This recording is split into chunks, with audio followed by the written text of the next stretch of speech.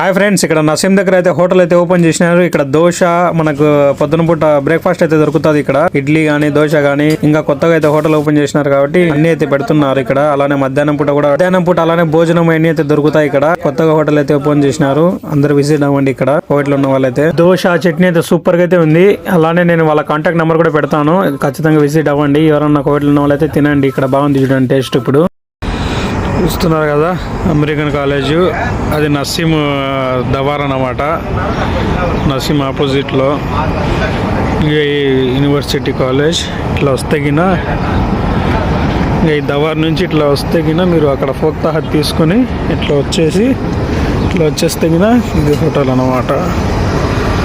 చూడండి ఎట్లా ఉందో, ఇట్లా వేస్తూ ఉంటారు.